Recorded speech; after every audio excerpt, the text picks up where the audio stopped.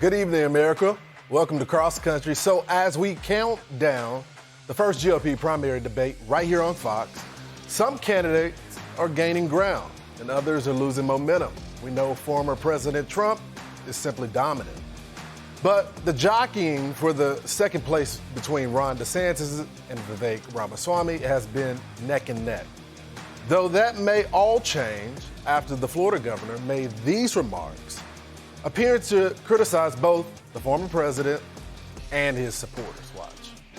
We have a strand in our party that views supporting Trump as whether you are a rhino or not. And so you could be the most conservative person since sliced bread. Unless you're kissing his rear end, they will somehow call you a rhino. So if you're not rooted in principle, if all we are is listless vessels that's just supposed to follow, whatever happens to come down the pike on Truth Social every morning, that's not going to be a durable movement.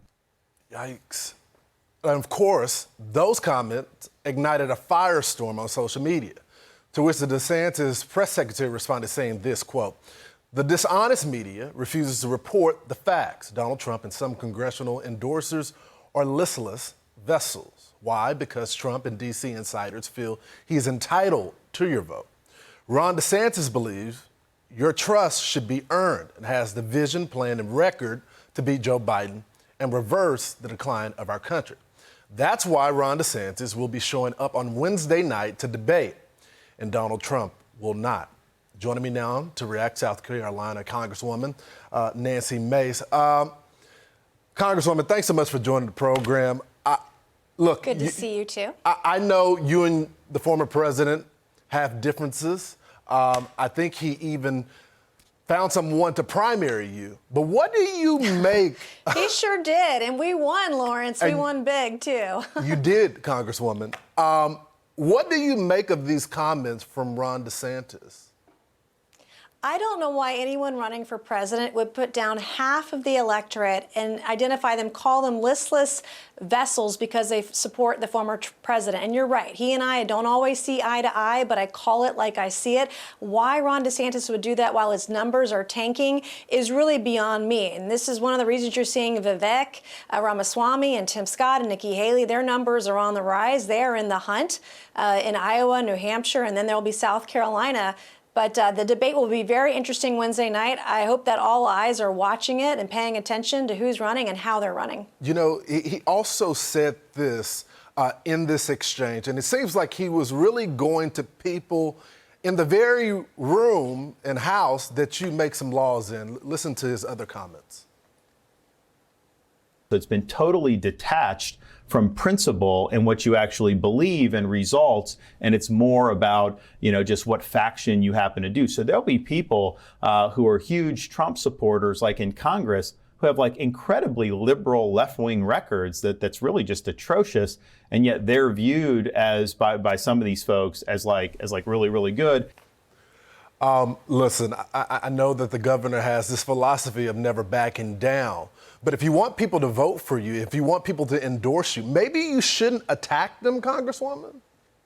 Probably not, and you probably shouldn't question their principles or their values or how conservative they are. And again, Donald Trump and I don't always see eye to eye, but I call it like I see it. I've been able to see these indictments for what they are and put our past behind us because we have to move our country forward. And when someone's been treated wrong, I call it like I see it, and we really shouldn't be putting down one conservative over the other. I've been labeled a lot of things, and I really just want to see us have better freedom, a better economy, and I want politicians to tell the truth, and we have to. If we want to rebuild the Republican Party, we have to support one another. We have to support conservatives, and we have to recognize that we have very diverse conservative principles. A lot of people come from a lot of different backgrounds. They support different candidates, and we have to respect the process and respect the people and the vote that they're going to take during this primary. Yeah.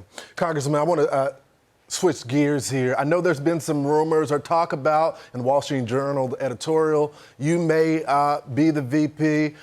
There's been some talk about Vivek Ramaswamy, who you talked to earlier, about being the VP. He seemed to shut that down. This is what Ramaswamy had to say. Let's listen.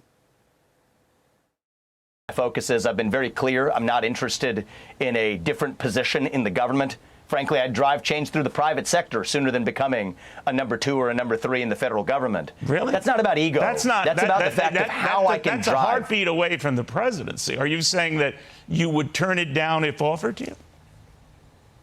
I am. And the reason why, Neil, is that if this were about my quest for personal power, sure, that makes sense. But that's not what this is about.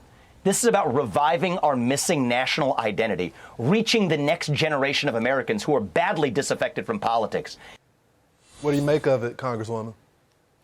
Well, I actually met Vivek for the first time about 2 or 3 hours ago. He is a very smart young man. He's hardworking. I would not put down anyone who accepts the role of vice president as a role for personal power. I think a lot of our candidates in the presidential field want to see our country move forward. They want to see us be successful. They want a future for our children and our grandchildren. So I would respect anybody who took that job, anyone on the presidential stage who's president or vice president.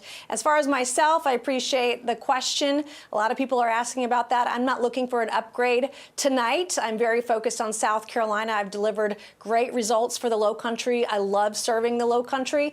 And I just want to see all of us, once this primary is behind us, I want to see all of us come together and just blow it out of the water next year. If people could see what I've seen with the Biden crime family, the corruption that has been happening over years with Joe Biden and his family, we've got a clean house, and it starts at the top. We've got to get the White House back, and that starts next year once we nominate our president.